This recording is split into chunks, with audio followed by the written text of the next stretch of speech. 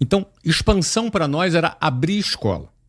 Aí vinha sempre essa pergunta que você fez. Qual é o momento? Será que eu...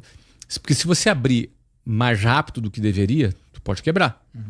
Se você também abrir mais lento porque você está com medo, você está deixando dinheiro na mesa. O dia que eu sentei e falei assim, cara, esquece, eu vou planejar exatamente quais são as metas, o que eu quero entregar, por que disso, intenção, fazia análise SWOT, olhava quais eram as oportunidades do mercado, olhava quem que eu queria atacar no mercado, pô, minha empresa nunca mais parou de crescer.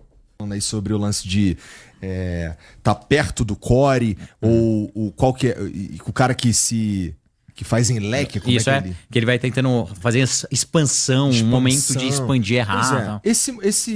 Como é que o cara calcula o momento certo de expandir, cara? Isso daí é uma coisa mais técnica, tem a ver com caixa, tem a ver com o quê? Assim, no meu ponto de vista é planejamento estratégico, que é o que, cara, eu faço hoje em dia e fiz muito nas empresas. Quando eu aprendi, basicamente, que pra mim é da empresa crescer. Eu sempre fui aquele moleque que falava assim, não, eu odeio rotina, eu gosto de freestyle, eu quero um problema a cada dia. Nossa, eu adoro quando as coisas não funcionam. Pô, o servidor caiu, que delícia, tal. Passa, né? Eu acho que era imaturidade. Mas o dia que eu comecei a entender que o planejamento era tão importante quanto a execução, o mais importante muitas vezes do que a execução do meu time, cara, mudou completamente a minha vida e a minha empresa. Porque eu falava assim, antigamente eu batia no peito e tinha orgulho. Meu time resolve qualquer coisa. A gente entrega qualquer coisa. E de fato era isso, cara. Vinha com papel de pão e a gente resolvia. O dia que eu sentei e falei assim, cara, esquece, eu vou planejar exatamente quais são as metas, o que eu quero entregar, por que disso, intenção. Fazia análise SWOT, olhava quais eram as oportunidades do mercado, olhava quem que eu queria atacar no mercado. Pô, minha empresa nunca mais parou de crescer. E isso eu faço constantemente, 2 vezes por ano. Então, para mim, hoje é muito mais que saber para onde eu aponto o barco, né? Para onde eu coloco ali a minha energia, a energia de todos os meus colaboradores, do que só sair fazendo. A maior parte, como o Flávio falou, que do nosso maior erro o brasileiro é muito bom, a gente é muito freestyle de verdade. A gente sai fazendo antes de pensar. Hoje o planejamento me ajuda a alcançar assim, resultados que, cara, lá atrás eram muito difíceis. Expansão, Play Kids. Play Kids, desde o começo, ficou muito claro. Eu precisava atuar no mercado americano, porque era o mercado americano que ia me trazer o refresh, o dinheiro e a atenção para eu poder continuar crescendo o meu produto. Então ele já nasceu no mercado americano. E depois a gente fez Brasil. A expansão dos outros foi um processo que a gente demorou quase 2 anos. De estudo, entendendo, vendo similaridade, olhando bem qual parte do conteúdo que era similar que eu podia aproveitar, quais contratos eu conseguia alavancar, custo de aquisição naqueles países, se tinha uma oportunidade para a gente entrar ou não. Assim que eu tive eu lembro do planejamento estratégico, que a gente chamou de Go Global, que foi o ano que a gente decidiu. Nosso jogo já está ganhando no Brasil, a gente já está indo muito bem nos Estados Unidos, está na hora da gente fazer uma consolidação global. Indo através de M&A, porque é mais fácil você conquistar territórios muitas vezes por M&A, ou fazendo sozinho. Cara, a gente fez, era rollout, um país por mês, bonitinho, tudo planejado. Entendi. Você perguntou de timing, né? Acho que depende muito do negócio. Por exemplo, no nosso negócio, meu primeiro negócio, lá atrás, em 95, a gente abriu a WhatsApp. Então, eu abri uma escola. Essa escola ficava no Rio de Janeiro. Então, uma escola é um imóvel de 437... a primeira tinha 437 metros quadrados. Então, em média, tem entre 400 e 500 metros quadrados uma escola. Cerca de 40 funcionários na época. O modelo era esse. Então, como é que eu media o meu crescimento? Era abrir uma segunda escola. Uma terceira, uma quarta, uma 10ª, uma 20ª, uma 30ª. Eu tinha um plano de expansão inicial de abrir 30 escolas. Então, esse era o meu plano, era o horizonte que eu enxergava. Logo assim, depois que a gente começou a trabalhar, a gente começou a crescer, eu ampliei isso para 100 escolas. Eu quero ter 100 escolas próprias. Então, cada escola ficava numa capital do Brasil. As primeiras 24 eram em 15 capitais. Então, expansão para nós era abrir escola. Aí vinha sempre essa pergunta que você fez. Qual é o momento? Será que porque se você abrir mais rápido do que deveria, tu pode quebrar. Se você também abrir mais lento porque você está com medo, você está deixando dinheiro na mesa. Então, qual é o momento? Então, nós criamos um indicador. Tá. onde eu teria segurança para abrir. Se eu atingisse aquele indicador, abriria a segunda, terceira, quarta, e assim a gente foi expandindo. Eu abri 24 escolas em 3 anos, 24 escolas próprias nos 3 primeiros anos. Então, entre 95 e 98, eram 24 escolas. Então, eu abri com 23, com 26, a gente tinha 1.000 funcionários, 24 escolas abertas. Mas qual foi esse ponto que me deu timing? Eu identifiquei que abrir uma escola, para mim, não era simplesmente alugar uma casa bonita, fazer uma fachada bonita e montar a escola e agora vamos contratar as pessoas.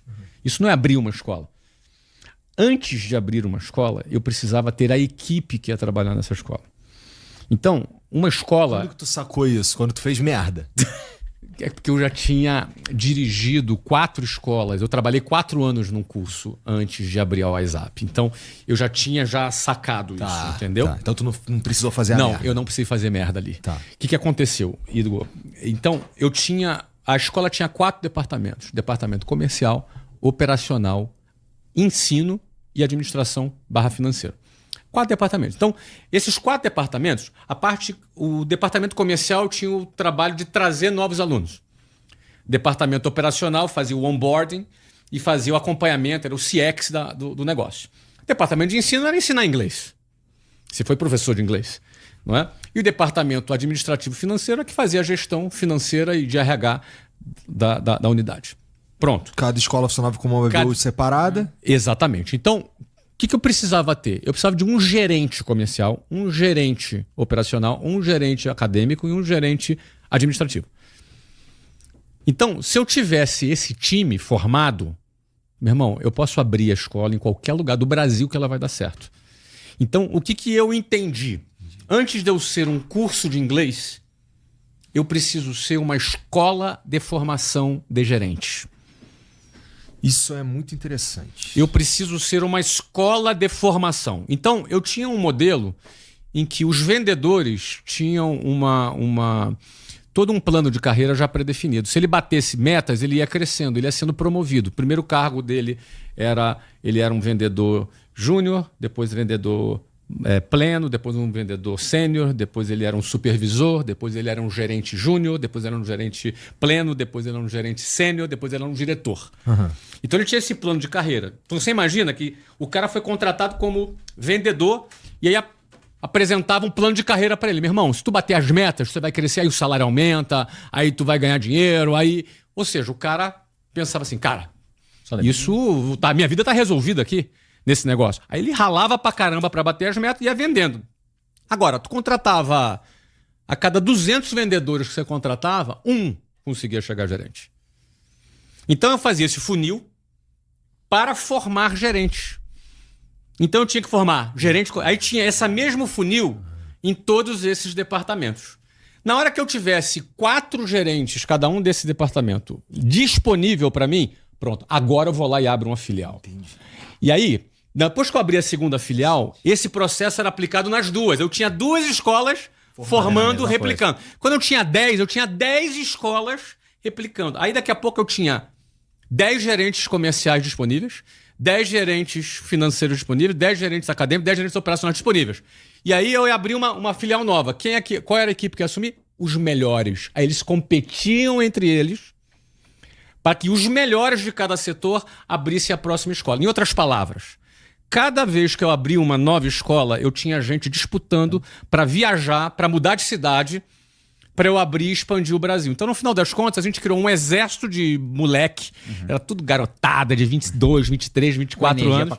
Com energia, querendo crescer, querendo ganhar dinheiro e querendo assumir a sua própria escola. Ele devia ter um variável. Ia ter um variável. Os caras ganhavam bem, ganhavam tipo o salário de hoje 20 pau, 30 pau, 40. Ou seja, a gente pagava super bem. E aí a gente ia expandindo. Então, o que vem antes da expansão? Acho que cada negócio precisa identificar qual é o fato gerador de receita. O meu fato gerador de receita era ter um bom gerente comercial. Porque esse gerente comercial, ele tinha a nossa cultura, ele ia treinar vendedor e esses vendedores iam trazer os alunos. Então, ou seja, o meu risco era muito pequeno. Cada unidade nova que eu abria, o risco era muito pequeno porque tinha um cara testado e aprovado, uma equipe testada e aprovada antes de chegar ali, entendeu? E esse foi o indicador que eu usei. Agora, eu penso que cada negócio precisa identificar qual é o seu fato gerador.